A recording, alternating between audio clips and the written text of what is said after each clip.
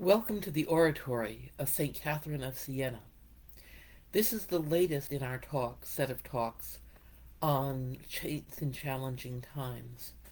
And I'd like today to take you a little time to tell you the remarkable and often overlooked story of Dominique Marie Varlet, a Catholic bishop whose life and ministry unfolded during one of the most challenging and turbulent times in the history of the Church. His story is one of courage, controversy, and deep pastoral care in the face of institutional pressures and conflict. He also set the stage for the modern independent Catholic and Old Catholic movements. Dominique Marie Varlet was born in 1678 in Paris, France, into a devout Catholic family. Growing up at a time when the Catholic Church in Europe was still navigating the aftermath of the Protestant Reformation, religious wars, and internal debates about grace and free will, Varlet received a strong education with the Jesuits and eventually joined the Sulpicians, a society of diocesan priests dedicated to seminary education and the formation of clergy. From his earliest years, Varlet exhibited a profound sense of pastoral responsibility and missionary zeal. This would lead him not to a comfortable position in the salons of Paris or the cathedrals of France, but to the remote and difficult mission fields of New France, present-day Canada. In the early 1700s, Varlet was sent to New France, where he ministered to both French colonists and indigenous people in harsh and often dangerous conditions. He served in missions along the St. Lawrence River and in more isolated areas where communication with Europe was rare and the comforts of civilization scarce. These years in New France forged in Varlet a deep compassion for the needs of the ordinary faithful, especially those cut off from regular sacramental care. He saw firsthand how political and ecclesiastical disputes in Europe could leave distant communities spiritually abandoned. This pastoral care for the neglected would later define much of his ministry.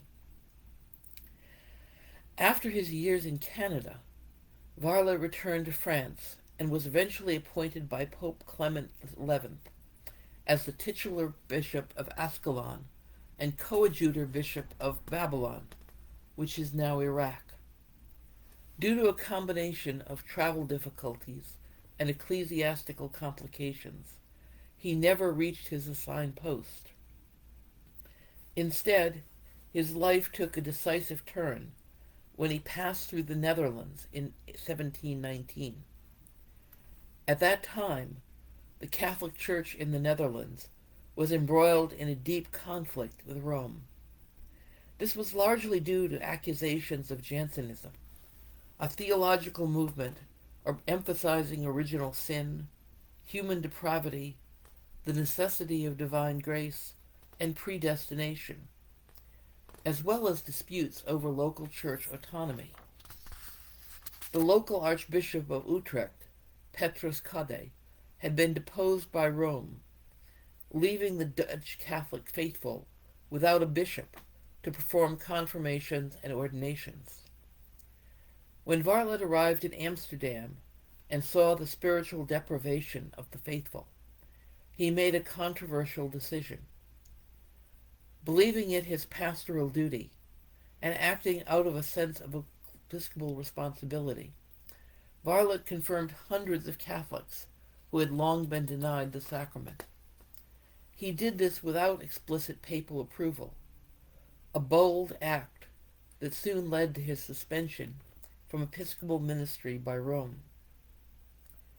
Although Varlet remained a loyal son of the Church in terms of doctrine and faith, his conflict with Rome intensified. He believed that the local church in Utrecht had the right to govern itself in matters of pastoral care and episcopal succession. especially when the central authority seemed unjustly withholding the sacrament and ecclesiastical leadership from the faithful. Over the next several years, Varlet consecrated 4 bishops for the church in Utrecht, again without papal approval. These consecrations helped maintain the apostolic succession in the region and laid the groundwork for what would eventually become the Old Catholic Church of the Netherlands. Varlet's actions placed him in the center of a theological and ecclesiastical storm. To some in Rome, he was a rebel bishop, undermining church unity. To others, particularly those in the Netherlands, he was a courageous shepherd who placed the spiritual needs of the people above institutional politics. Dominique Marie Varlet died in 1742, his name attached to controversy, but his memory cherished by those who saw him as a faithful pastor in difficult times. Today, his name is often associated with the Old Catholic and Independent Catholic movement, although he personally never sought to found a separate church or break with the Catholic tradition. His life raises enduring questions for the Church. How do we balance the demands of institutional unity with the needs of local communities? How should a bishop act when faced with directives he believes harm the faithful entrusted to his care? What does it mean to be a good shepherd in times of conflict? Dominique Marie's story reminds us that the history of the Church is filled not only with saints and scholars, but with complex, courageous, and sometimes controversial figures. His legacy encourages us to consider the importance of pastoral care, the value of conscience, and the delicate balance between obedience and justice. As we reflect on his life, may we be inspired to serve with similar courage and compassion in our own challenging times, always mindful that the heart of the Church's mission is to bring the sacraments, the gospel, and the love of Christ to every person, no matter how difficult the circumstances. Amen.